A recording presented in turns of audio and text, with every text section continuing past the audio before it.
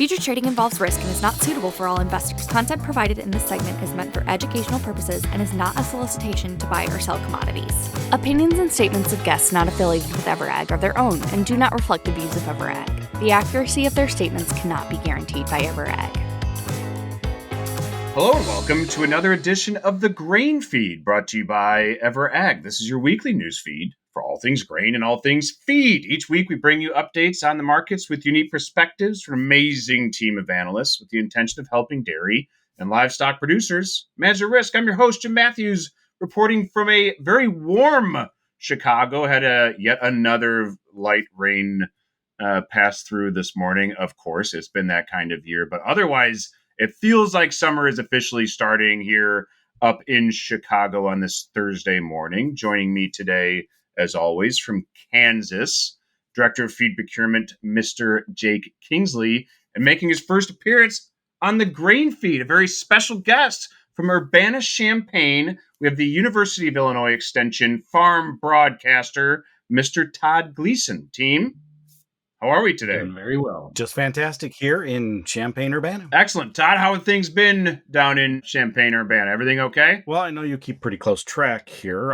in East Central Illinois, and I've been out. I was last week to a horticulture event near DeKalb, which is not too awfully far from Chicago, just to the west of you, 80 miles or something along those lines. And all the way up from Bloomington on Interstate 39, the crops look fantastic. The first time I went up that way was about 3 weeks ago. I was surprised that I really thought that they had not planted it at that time. Yeah. And that crop looked good even then. Here in East Central Illinois, I was out yesterday and made a trip actually Saturday across to Springfield, which is right dead center and straight west of us in Champaign-Urbana, about 80, 90 miles, and did that on blacktop because that's the way I like to travel. And the crop looks fantastic there. And the soybeans looked really good for the most part.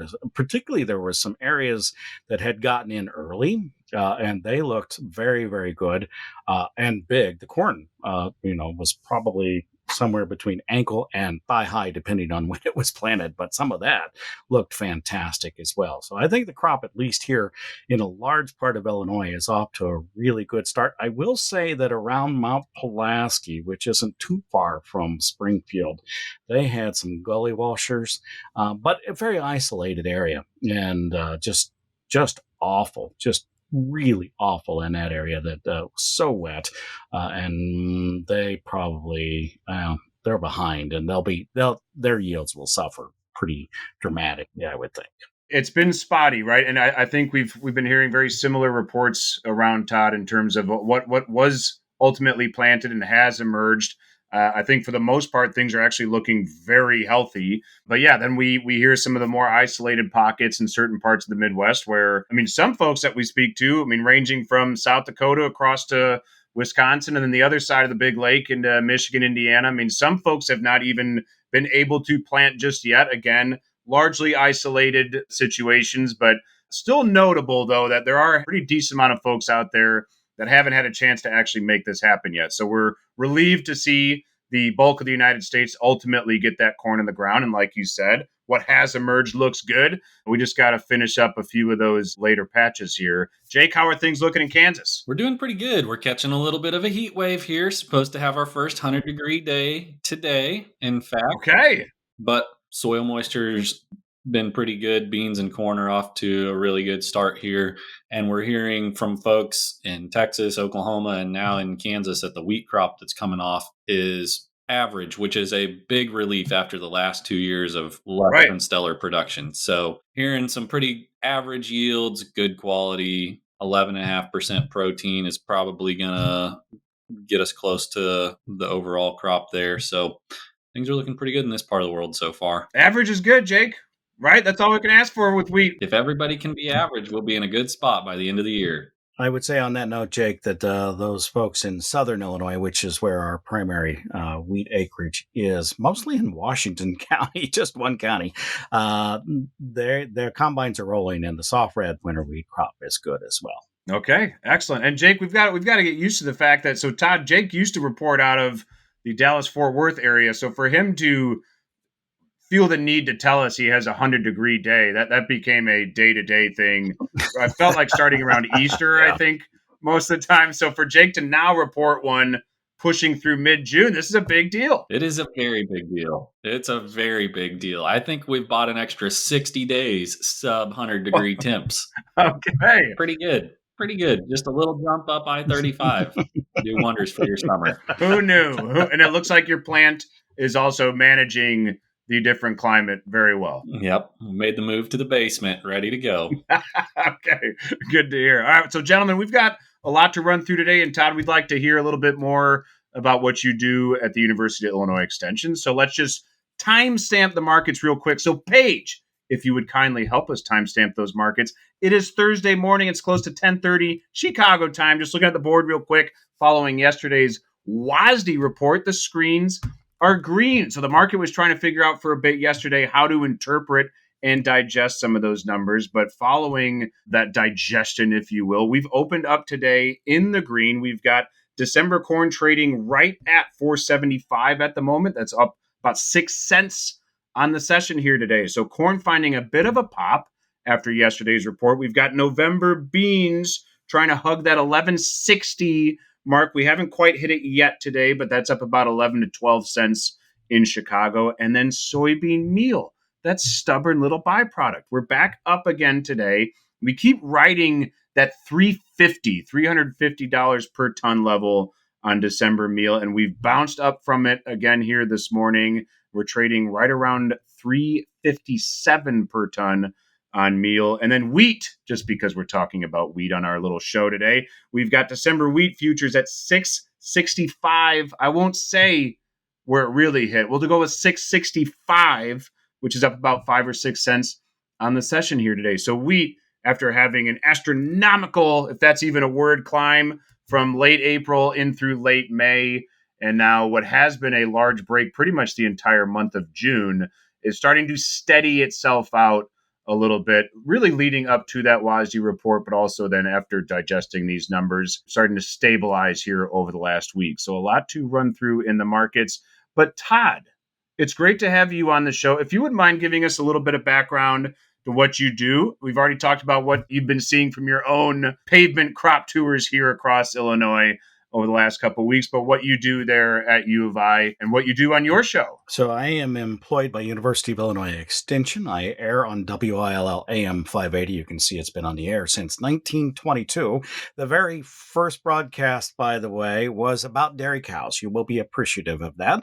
Turning Cream into Gold, I believe, was the title. It was there you go. In 1930, I want to say 6 or 5, one of the two, we started to, over the air, broadcast the numbers from the Chicago Board of Trade. So we've been doing that for a long time and have ever since. The current programming, I was an undergrad in 1985 when what we do today started. So I have been on the air at WILL in some form, with the exception of 1988 in each year since then. And that programming remains fairly constant and the same. And not only have I been on the air that long, but there are other analysts that have been on the air as long. One of them just retired actually this year. His first year was in 1985, volunteering with us every Tuesday. Wayne Nelson was with us for that entire time. And we have brokers that have been on the air anywhere. I think most of them have been on the air at least 10 years now, but many 15 or 20 or 25 years. We talk about the markets each and every day because I'm mostly in corn and soybean production area, and because I came from a grain farm. I have 4 brothers that still farm and 2 nephews in Logan County, which has oftentimes been the highest cash rent county in the nation, according to USDA, just near Springfield. I tend to really work on the idea of, what are cash prices today? But I talk about the markets as it's related to the CME group in Chicago every day of the week on a program called the Closing Market Report, and then one on called Commodity Week, which is much more like what we're doing right now, where there's a panel of us.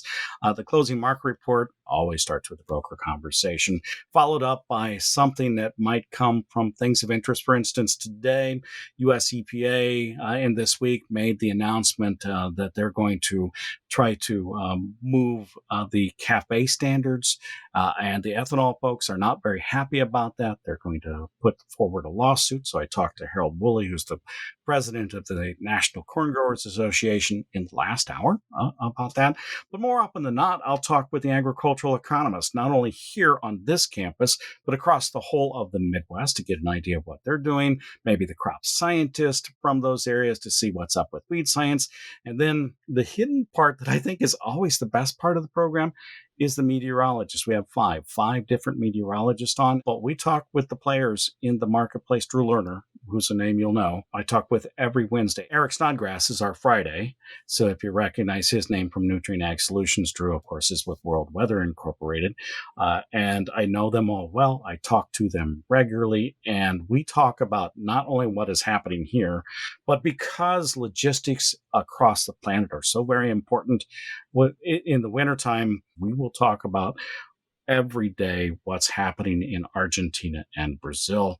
And then we switch, of course, to the Northern Hemisphere during the growing season at this time of year. And that's sort of the kind of the background. But the programs have been the same since 1985. And they've really had staying power. They just have. Well, it's great to have you, Todd. And I mean, we're very familiar with the guests that you have, and a couple are also friends of the show as well, including Mark Russo. You mentioned some of your weather analysts. We've had Dr. Irwin on from the University of Illinois, too. So it's great to have all these amazing names with great experience in the industry. In terms of what you've been seeing and hearing from all of your esteemed guests over the last couple of weeks, Todd, I'd assume, obviously, yesterday's WASDE report is going to be a big talking point, as it was yesterday afternoon on your show, and then how the market ultimately tries to anticipate that end of June acreage report, which is now going to rapidly approach here over the next couple of weeks. What's kind of been the theme or some of the talking points recently on the show? I would say that, to their credit, the agricultural economist last August started to tell producers they needed to sell old crop, particularly corn and soybeans, and they needed to sell way sooner than later, and some of them even earlier than that. They maintained that stance until now. That they needed to market. Of course, farmers haven't. There's old crop around. Interestingly, I talked with an analyst in western Iowa, west of Fort Dodge, prior to where they start to roll heavily in the western part of Iowa. Talked to him earlier in the year about how their planting season had gone. They'd had 8 inches of rain. They did get planted. They were at $5 cash. They have, I think, 8 ethanol plants around the area. So the question was, why are they $5 cash? And so I asked, did you have a bad crop last year? The answer was the year before, of course, they had a rough year. So they're still trying to fill the pipeline there. And it depends where you are.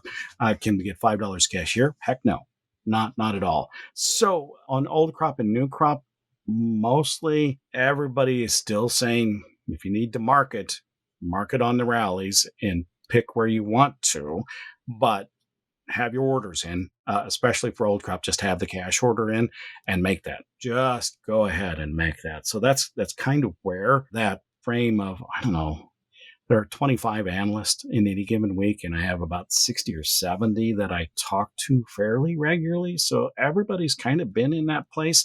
There are some that want to get bullish, particularly earlier in the year with the wheat market rally, but now we're in the midst of harvest here, and what may have taken place with those frosts in Russia, particularly parts of Ukraine now with the drought spreading, already built in. And we know what happens when you have those things. The market goes up and then just down. It doesn't stick around very long. There is kind of a long tail after the fact, but the spike is not all that long. So there were some following the wheat higher for a while, but that appears to be over at the moment. Yeah, appears to be over at the moment. And USDA did confirm some of that Black Sea production reduction that you mentioned there, Todd. But yeah, I mean, the market was already, like you said, it felt like was pricing that in. That peak did not last long, as you said.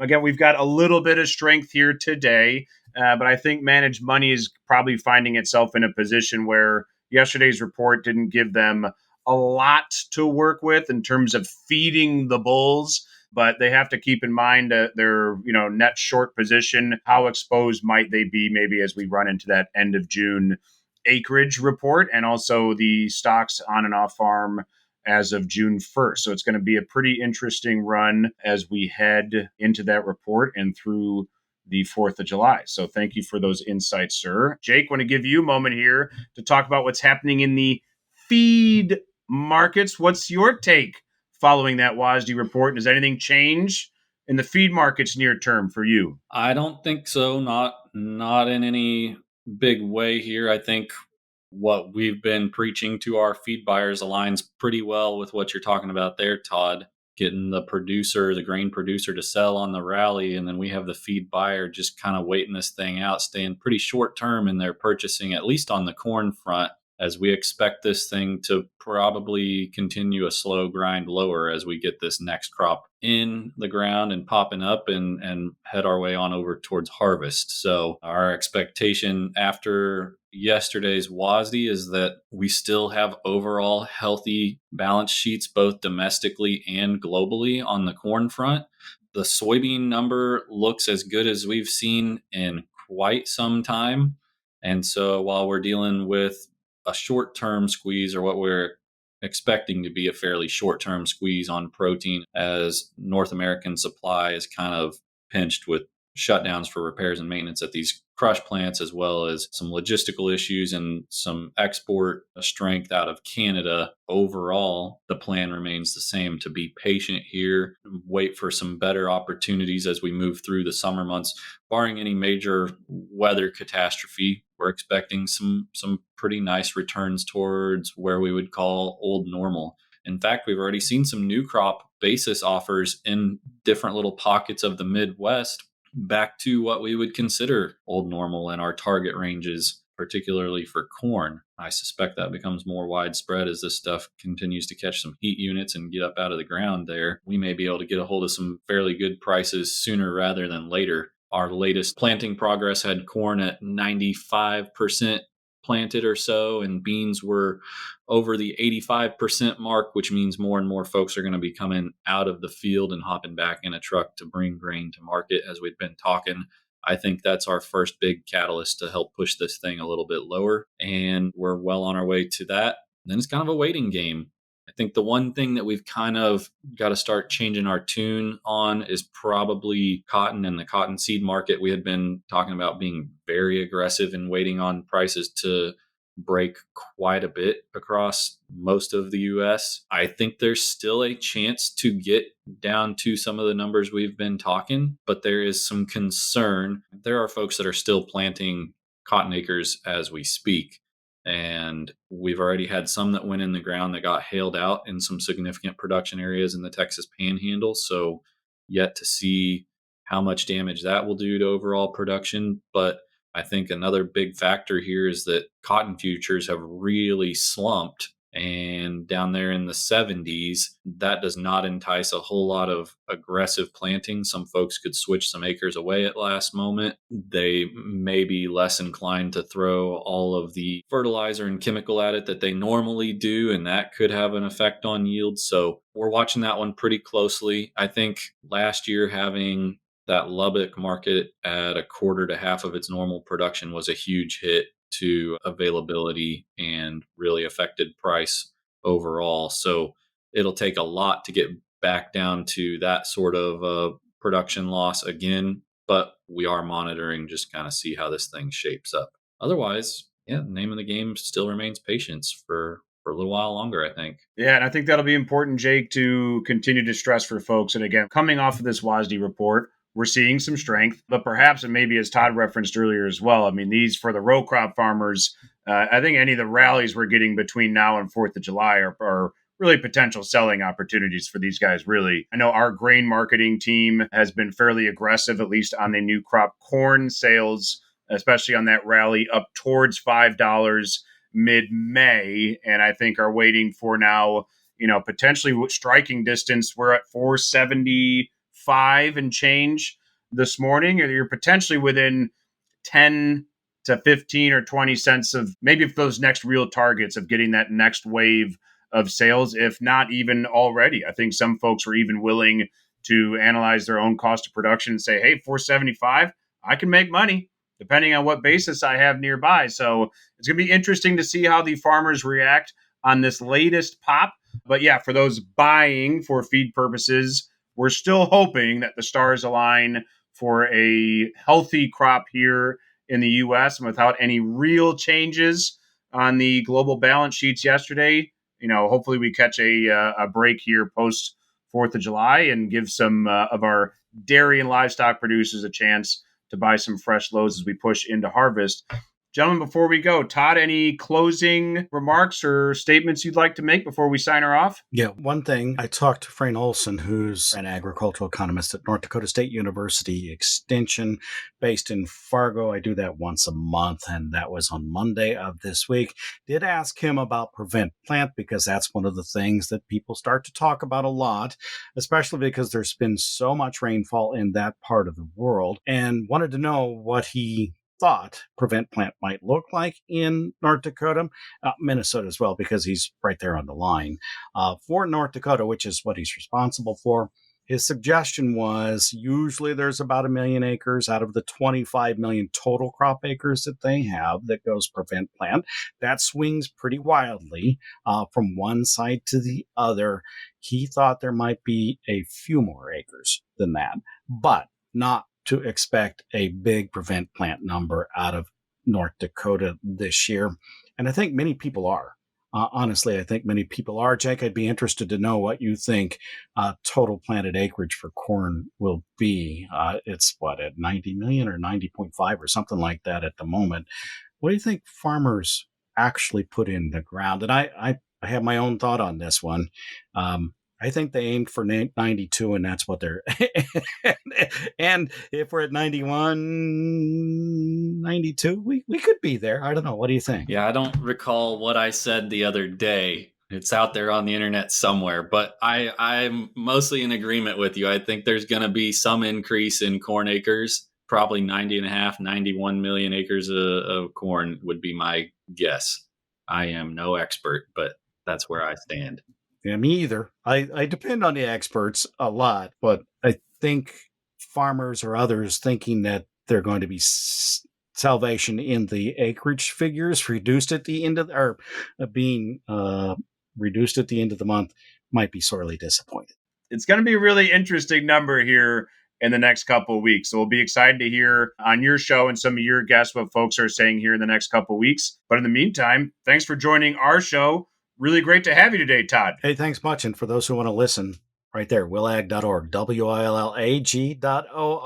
I say it all the time on the radio, but visit that or just search us out in your favorite podcast applications. Look for the closing market report or commodity week. Thank you. I appreciate being along with you, Jim.